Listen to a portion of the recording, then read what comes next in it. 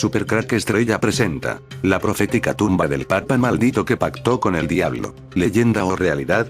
La historia de Silvestre II está repleta de leyendas y exageraciones, que derivan básicamente de su interés por la ciencia árabe y por haber vivido el simbólico cambio de milenio al frente de la iglesia. La archibasílica de San Juan de Letrán en Roma fue antes que la de San Pedro el epicentro del poder pontificio y la morada eterna de algunos papas medievales.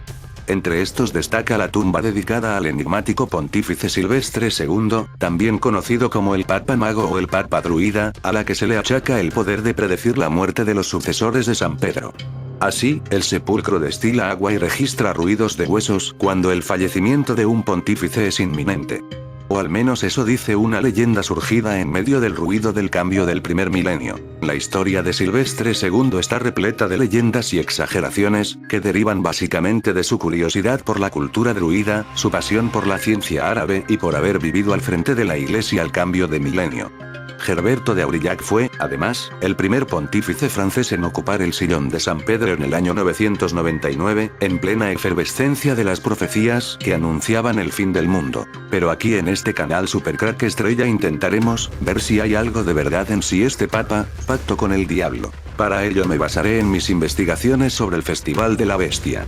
Mis seguidores de Supercrack Estrella ya sabréis que es el Festival de la Bestia. Pero si no lo sabíais, aquí una breve descripción: el Festival de la Bestia es un evento que ocurre cada 28 años, se celebra en algún castillo de Europa, y tiene un año de duración. En este festival de sacrificios, sexo y muerte, rituales dicen que se abre un portal por donde aparece el mismo Satanás, donde toma por esposa a una mujer virgen.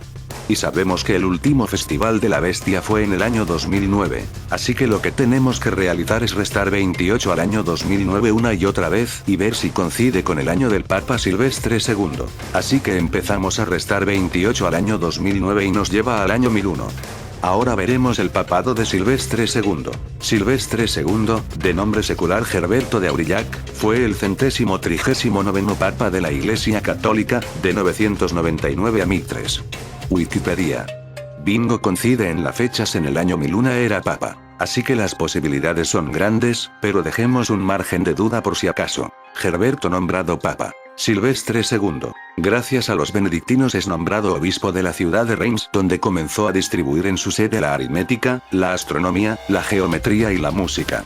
Será en esta época cuando construirá el primer ábaco, el globo terráqueo, un astrolabio de gran precisión y un reloj de péndulo, hasta ahora desconocidos en Europa. Al conseguir realizar tales inventos, rápidamente empezó a circular el rumor de Gerberto era un nigromante que había realizado un pacto con el diablo, porque tales inventos solamente podían ser realizados por el maligno.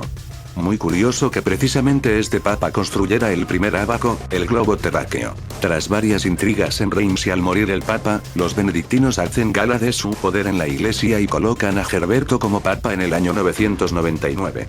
Los últimos papas habían pertenecido a la orden benedictina y para seguir la tradición y poder alcanzar la tan perseguida aristocracia sabia, decidieron colocar a Gerberto, que era un sabio que sorprendía a todo el mundo que trataba con él.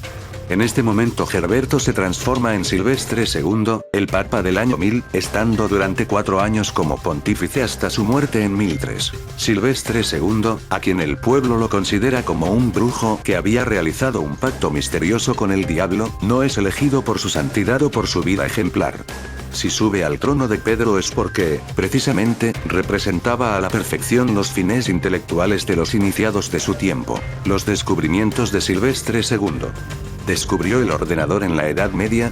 A partir de su vuelta del mundo musulmán, Silvestre II desplegó una actividad científica revolucionaria sin tasa ni medida. Nos ha dejado, y sus libros pueden ser consultados en bibliotecas, 24 obras matemáticas atiborradas de descubrimientos importantes, un tratado de geometría, un tratado de pesas y medidas, e incluso un tratado del juego del ajedrez, lo cual no es una casualidad si tenemos en cuenta que dicho juego posee una destacada significación esotérica.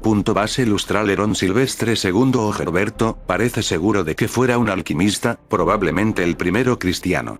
Cuenta una vieja leyenda en Aurillac que, joven aún, había recogido oro en el río Jordán colocando en el agua un vellón de oveja al cual se adhirieron unas pepitas. Desconozco si en aquella época existían buscadores de pepitas de oro, pero el procedimiento es similar a la práctica de la alquimia si es tomado en un sentido hermético, estando muy adelantado en el Ars Magna, ya que el metal precioso no estaba al alcance de muchos. También enseñó en Reims, como bien hemos dicho, astronomía y astrología que había sido incorporada a sus saberes en esa España musulmana. Además fabricó el primer astrolabio de gran precisión, así como el primer reloj de pesas y de péndulo. Construyó un curioso órgano hidráulico en el que las diferencias de presión del vapor producían toda una gama de sonidos musicales, máquina que probablemente interesaría a nuestros modernos investigadores de música cibernética y electrónica. Fue Silvestre II quien introdujo en Europa occidental, trayéndolas de centros árabes, el álgebra y la utilización de las cifras llamadas arábigas, que sustituyeron al sistema de cifras romanas, la cual tuvo como consecuencia principal, además de una mayor facilidad de cálculo, la posibilidad de utilizar el cero, con todas las revolucionarias aplicaciones matemáticas que supuso este número. Finalmente, en pleno siglo X, fabricó una máquina que plantea la cuestión de si se trataba ya de un antepasado del ordenador. En efecto, como señala Gerard de Sede, el cual se interesa por Silvestre II en su libro sobre templarios Les Templiers sont parmi nous, los templarios están entre nosotros, habla sobre un dispositivo ignorado que contestaba con un sí o con un no a las preguntas que se le planteaban, incluso era capaz de predecir el futuro. Reloj. Silvestre II nunca quiso revelar el secreto de su empleo, pero respondía siempre a la pregunta de su funcionamiento como algo muy simple, basándose en el cálculo de dos cifras, es decir, un código binario, al igual que nuestros ordenadores contemporáneos.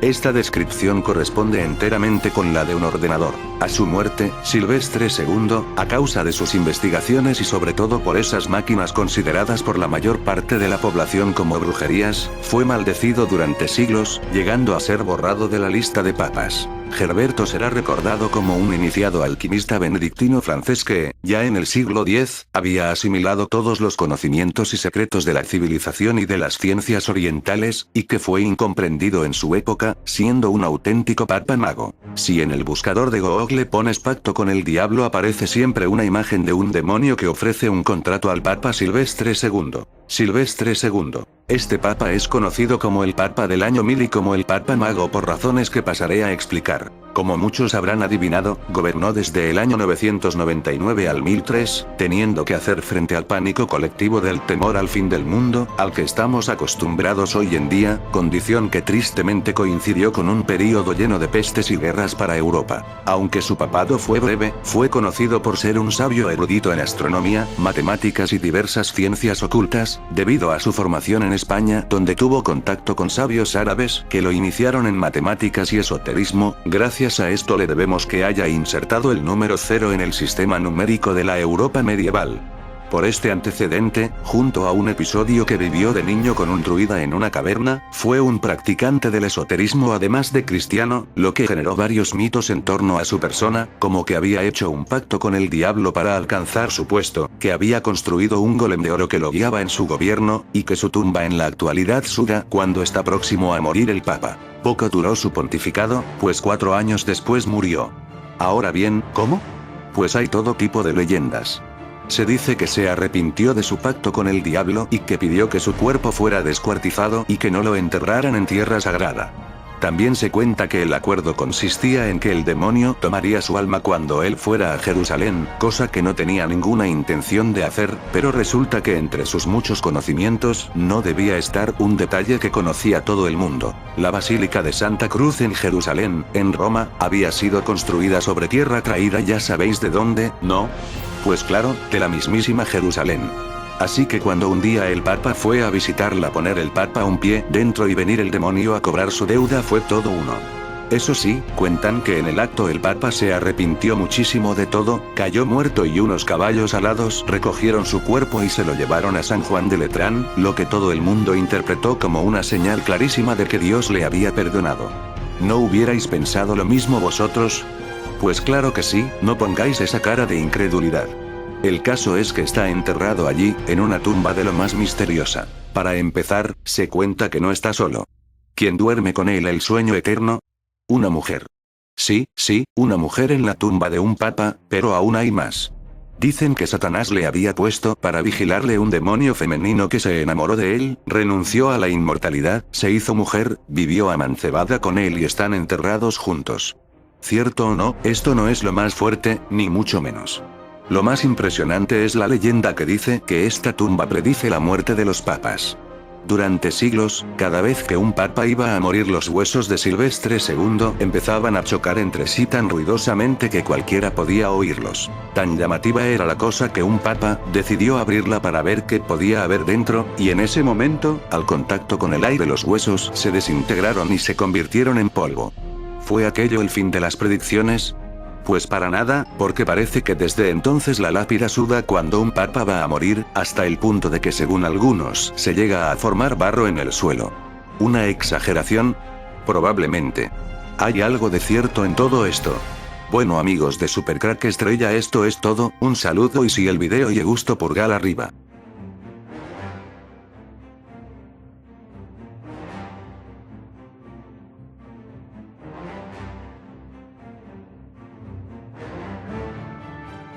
Supercrack Estrella presenta. Año 1001 nace una historia de amor satánica para toda la historia. Hoy hablaré en mi canal del año 1001, el año que se celebró el Festival de la Bestia. El año que se abrió un portal dimensional para Lucifer y sus entes dimensionales. Como siempre celebrado en un castillo de Europa. En ese año la celebración tenía un invitado ilustre en el castillo. Silvestre II, el papa que dicen pacto con el diablo. La historia que quedó para la historia fue esta. Silvestre II es la de que ejerció el pontificado rompiendo una de las características más propias de los clérigos, que es la del celibato. Se dice que Silvestre II hizo un pacto con Satanás, quien a su vez le puso como guardiana a un súcubo o demonio femenino. Esta demonio se enamoró tan profundamente de sus conocimientos que renunció a la inmortalidad y se hizo mujer y vivió en concubinato con el pontífice. La leyenda dice que una vez que murieron los dos, fueron enterrados en la misma tumba en la Catedral de San Juan de Letrán y que de su tumba emana un fluido con poderes afrodisíacos. Pero ¿de dónde salió este súcubo femenino que enamoró a Silvestre II? Pues del portal dimensional abierto en el castillo en ese año de 1001. Un ejército de entes súcubos demonios acompañaban al mismo Satanás en aquel año. Entraron de su dimensión a la nuestra mediante un portal o puerta del antimundo. Entre todos una llamó la atención de Silvestre II. Se llamaba Meridiana. Meridiana fue una famosa súcubo, es decir, un espíritu femenino proclive al desenfreno amoroso, muy temida por monjes, obispos, cardenales, e incluso por el mismísimo pontífice. Hay que recordar que el Festival de la Bestia se celebra cada 28 años y dura entre un año de duración. Así que ya conocían los cortesanos de la élite satánica a Meridiana. Dicen que su belleza cautivó a Silvestre, había escuchado hablar de ella en Córdoba, pero nunca pensó que pudiera ser tan bella.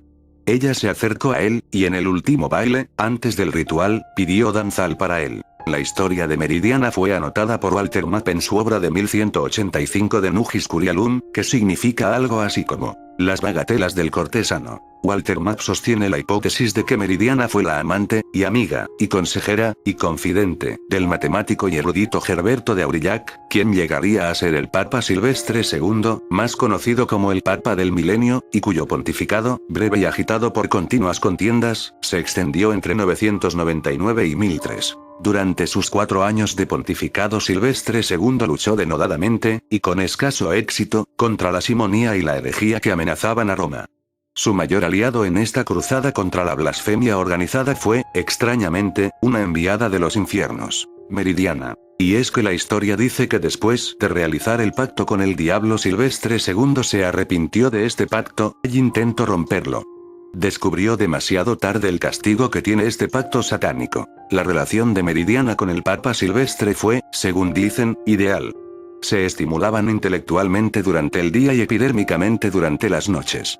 Para mayores beneficios, la presencia sobrenatural de un agente diabólico, sostienen los demonólogos, redobla el vigor de los hombres de fe. Poco duró su pontificado, pues 4 años después murió. Ahora bien, ¿cómo? Pues hay todo tipo de leyendas. Se dice que se arrepintió de su pacto con el diablo y que pidió que su cuerpo fuera descuartizado y que no lo enterraran en tierra sagrada.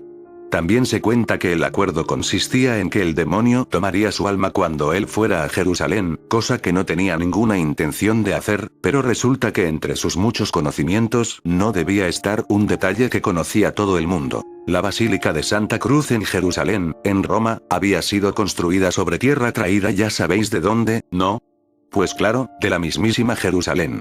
Así que cuando un día el Papa fue a visitarla, poner el Papa un pie dentro y venir el demonio a cobrar su deuda fue todo uno. Eso sí, cuentan que en el acto el Papa se arrepintió muchísimo de todo, cayó muerto y unos caballos alados recogieron su cuerpo y se lo llevaron a San Juan de Letrán, lo que todo el mundo interpretó como una señal clarísima de que Dios le había perdonado. ¿No hubierais pensado lo mismo vosotros? Pues claro que sí, no pongáis esa cara de incredulidad.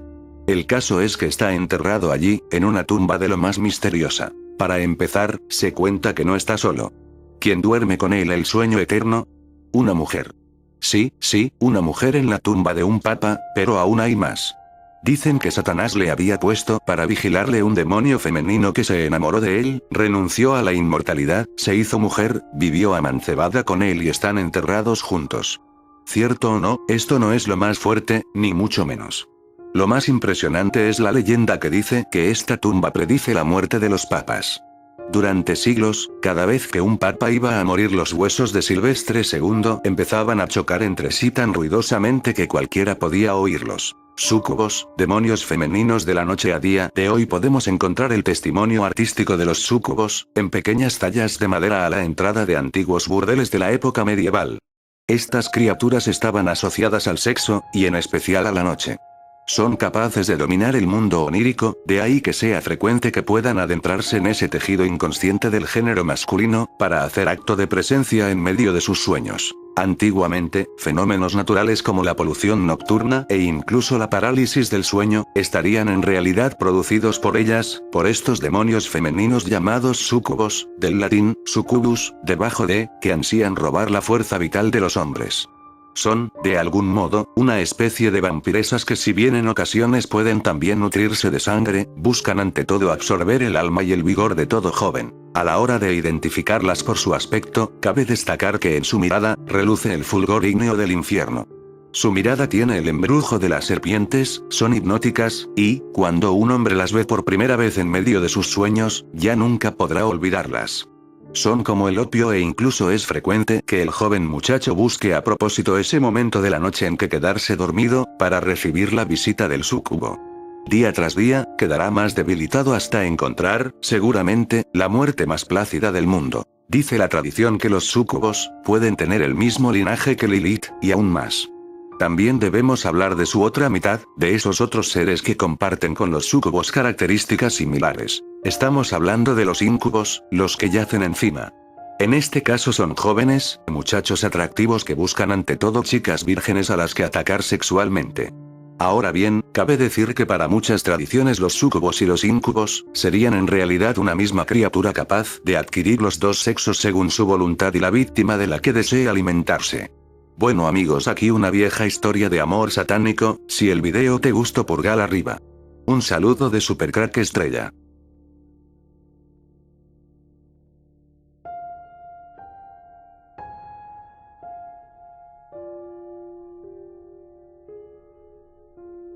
Supercrack Estrella presenta OVNIs, Vaticano e historia robada de la Tierra. Ya he dicho muchas veces que la historia oficial tal y como nos la cuentan es una gran mentira. Historia está escrita por los hombres que en un momento dado se encontraban bajo el gobierno de cualquier índole que pagaba para que las futuras generaciones conocieran los hechos tal y como les convenía. Y la cosa sigue igual. Si no, mirad cómo se interpreta la historia reciente, digamos, de la Segunda Guerra Mundial. Cada país o alianza de países la cuenta a su manera. Ni qué decir de la Biblia, que había sido reeditada miles de veces. Tantas, que estoy seguro de que no queda prácticamente nada del texto original, perdido para siempre. Y nos siguen negando la existencia de otras civilizaciones antes de la nuestra, a pesar de que hay múltiples indicios de ellas. De esto va el vídeo de hoy. Abrid vuestras mentes y pensad. Nada es como nos lo cuentan. Por toda la Tierra, debajo de la Tierra, y en las islas del mar hay infinidad de monumentos cíclopes gigantescos de unas estructuras y formas que hoy serían prácticamente imposibles de construir aún con los medios técnicos y mecánicos más modernos al alcance.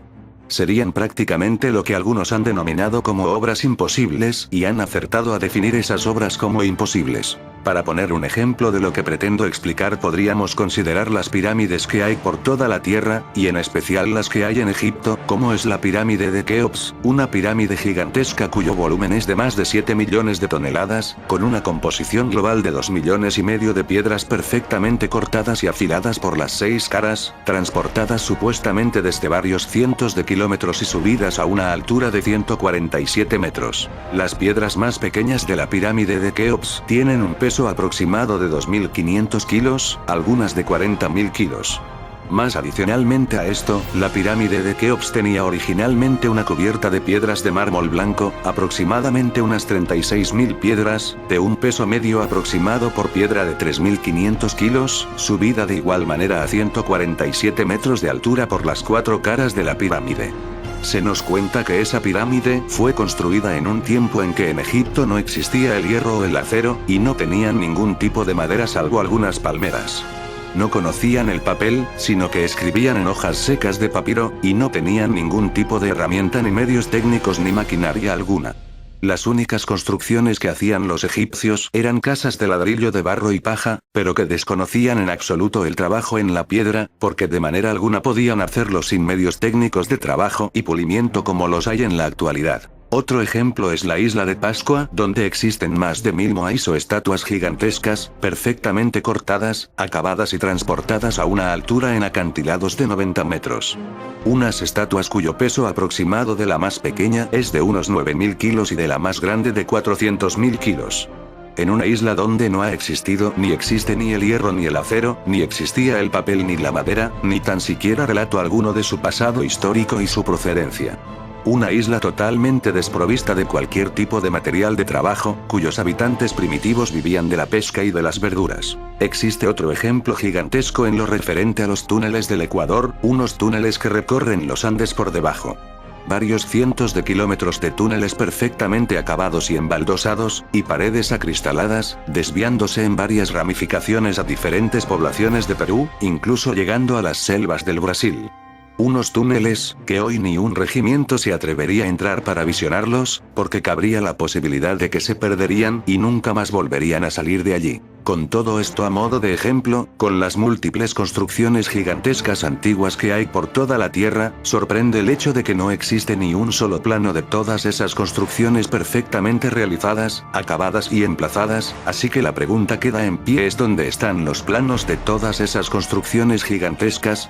¿O es que la gente en la antigüedad trabajaba a ojo y no le hacía falta ni maquinaria pesada, ni madera para supuestos rodillos, ni medios de transporte, ni planos, ni escritura ni lógica al construir esas múltiples pirámides, estatuas gigantescas y túneles en lugares inaccesibles? Pero si hasta llegar a ellos es prácticamente una imposibilidad, debido a las selvas frondosas y lugares inaccesibles, debido a la altura y a la falta de oxígeno, como ocurre en Tiahuanaco o Machu Picchu, donde hay también pirámides y construcciones cíclopes gigantescas. A lo largo de la historia se han creado múltiples teorías y deducciones faltas de sentido común y de lógica que le han hecho creer a la gente, como ocurre con las religiones, en especial la religión católica, que se formó a base de terror, matanzas, guerras atroces y la quema de millones de seres humanos inocentes en las hogueras de la Inquisición, para imponer a la fuerza del terror una religión sin ninguna relación con el creador del universo o con la verdad. Hoy muchos investigadores se están dando cuenta de que todos los relatos sobre las construcciones y cíclopes que hay en la Tierra y fuera de la Tierra, como ocurre en la Luna y en el planeta Marte, donde también hay pirámides gigantescas y más complejas que las que hay en la Tierra, y ciudades abandonadas semejantes a las que hay en el antiguo Perú. Pero ocurre el hecho trágico de que después de cientos y cientos de años de haber creado un sistema de cosas basado en meras suposiciones, en teorías infundadas, en obligación y terror para imponer a la gente ideas religiosas o políticas, han ocurrido en la actualidad hechos trascendentes. Como la captura de ovnis y cuerpos artificiales extraterrestres. La NASA con los proyectos espaciales ha podido filmar perfectamente poblaciones y construcciones antiquísimas artificiales en la Luna y también han podido filmar de igual manera pirámides gigantescas y ciudades abandonadas y canales que llevaban agua a las ciudades en el planeta Marte. Se han quedado aterrados al comprobar que la humanidad ha creado una historia compleja y un sistema de cosas totalmente falsas y erróneas, un mundo global de más de 30.000 religiones diferentes, de 300.000 sectas religiosas diferentes, un sinfín de organizaciones ocultistas, esotéricas, espiritistas, en donde la cabeza de todas ellas es la organización cultista y mística más terrible y aberrante, la que más daño, atraso, muertes y ruina ha creado en toda la humanidad durante toda su historia. El Vaticano. El problema ahora mismo es cómo decir a la humanidad que todo lo enseñado hasta el momento ha sido pura farsa y mentiras que ha hecho que la humanidad viva en ignorancia de siglos y de miles de años de atraso. En especial desde 1947, cuando se estrellaron 2 ovnis en zona de Roswell, New México, y el ejército americano capturó el material de los ovnis y los cuerpos de alienígenas. Allí empezó el problema y la cuenta atrás. Y empezaron a surgir las preguntas como cuál es la procedencia de seres extraterrestres cuya cultura y medios técnicos superan a los de la humanidad en varios miles de años.